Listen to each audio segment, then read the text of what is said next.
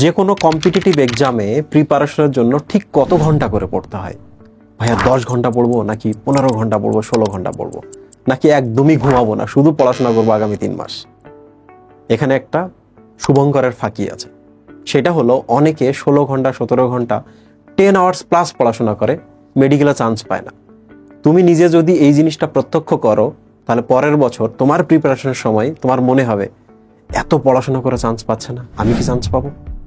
দেখো, 10 ঘন্টা পড়া আর 3 ঘন্টা পড়ার মধ্যে পার্থক্য আছে। তোমাকে পড়ালেখায় যে জিনিসটা এনশিওর করতে হবে সেটা হচ্ছে তোমার পড়ালেখার কোয়ালিটি। কোয়ালিটিফুল পড়াশোনা কি জিনিস? প্রত্যেক দিন যখন পড়বা, ওটা 3 ঘন্টা লাগুক আর 10 ঘন্টা লাগুক, পড়ার শেষ করবা। শেষ করার পর এই আঙ্গুলটা নিজের দিকে ঘুরাবা, নিজেকে জিজ্ঞেস করবা, এই যে পড়ালেখা করলাম, পড়ালেখা করার পর আমি স্যাটিসফ্যাকশন পাচ্ছি, মজা লাগতেছে, আনন্দ লাগতেছে? যদি আনসার হয় হ্যাঁ, দ্যাট মিনস তুমি ভালো পড়াশোনা করেছো।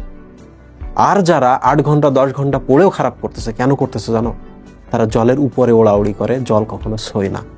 আমি নিজে মাঝে মাঝে এমন হয়েছে যে অনেকগুলো পড়াশোনা আছে, আচ্ছা বুঝি বুঝি বুঝি বলি, এইভাবে আমি আগে যাচ্ছি।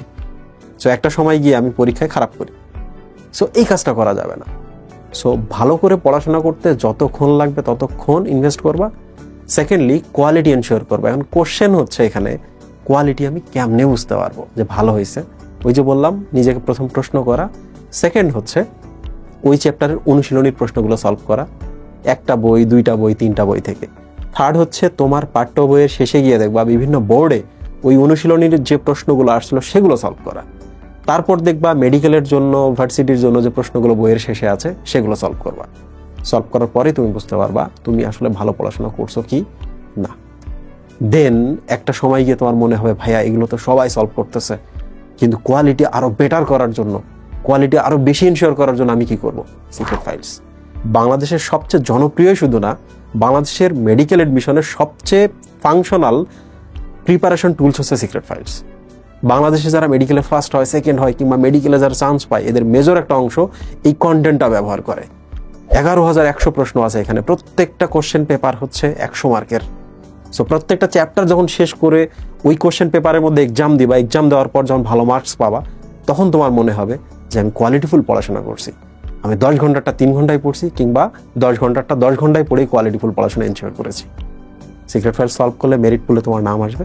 শুধু একটা জিনিস দেখবা, সেটা হচ্ছে প্রত্যেক দিন যেন অ্যাভারেজ মার্ক থাকে। সেটা 60 হোক, সেটা 65 হোক, কিংবা সেটা 90 হোক, অ্যাভারেজ মার্ক যেন সবসময় থাকে। ভাইয়া একদিন আমি 100 100 পাইছি, পরের দিন 100 পাইছি, একদিন 45 পেয়েছি, আবার 100 100 100 পাচ্ছি। মনে রাখবা, কোয়ালিটিফুল পড়াশোনার সবচেয়ে পিওর প্যারামিটার কোনটা? পিওর প্যারামিটার হচ্ছে কনসিস্টেন্সি এবং সবসময় একটা অ্যাভারেজ মার্ক পাওয়া। সো তোমার পড়ালেখার কোয়ালিটি উন্নয়ন করার জন্য, বেটার প্রোগ্রেস করার জন্য সিক্রেট ফাইলস অবশ্যই কালেক্ট করবা। থ্যাংক ইউ সবাইকে।